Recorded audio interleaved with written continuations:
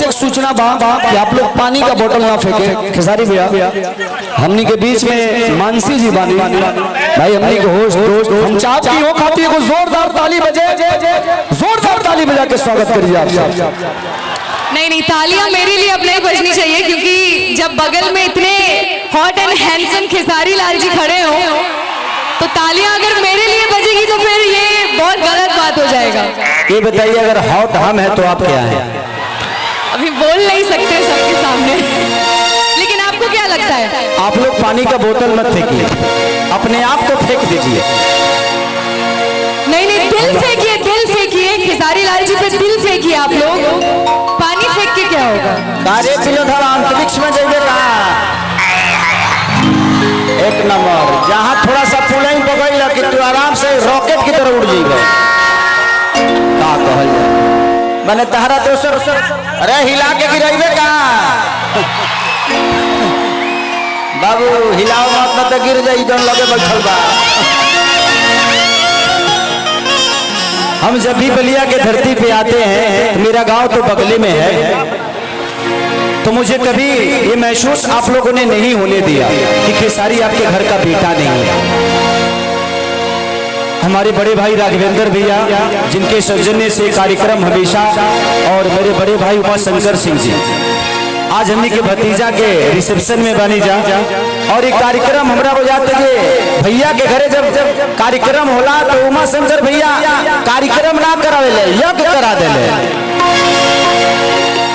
ये सौभाग्य इस धरती का है कि उमाशंकर सिंह जैसा बेटा पैदा किया है कि आज आप लोगों को इतने सारे स्टार आप सामने से देख पा रहे हैं, लोगों का प्यार ले पा रहे हैं, अपना आशीर्वाद दे पा रहे हैं। तो दिल से धन्यवाद पूरे कलाकार जाति से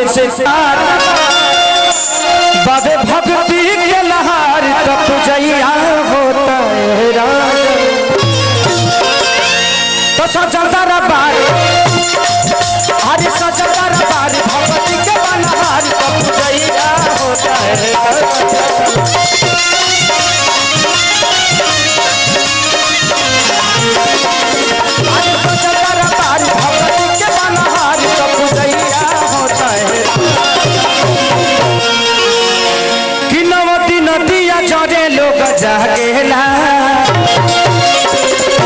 अगर हम सब लोग बैठ जाएंगे तो बड़ा मजा आएगा।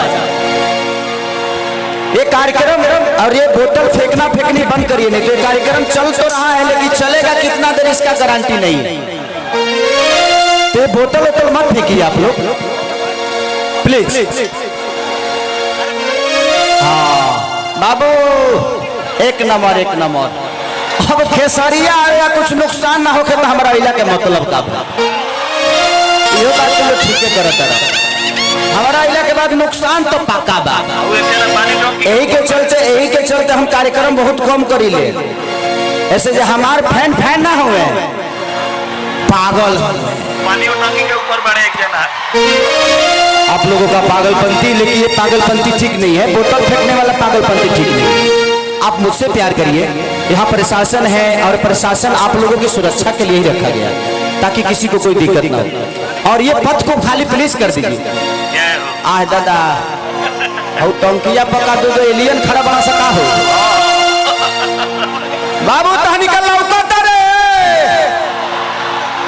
हाथ उठौले बड़े टंकी पर तो बारह सा कुछ कर, यहाँ समा तू पानी सप्लाई होला।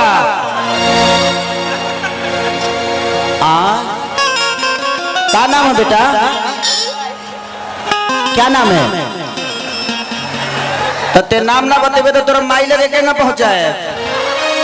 भाई देखिए, कोई आदमी है फिल्म रिलीज करके रोड पे छोड़ दिया है, प्लीज आप अपना पोस्टर संभालिए। रुक जो ही रख, तोरा माई के रोक सर।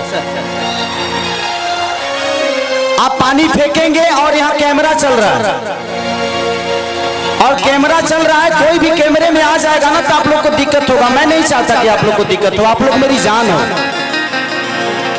प्लीज बोतल मत फेंका करिए भाई, ये जिसकी भी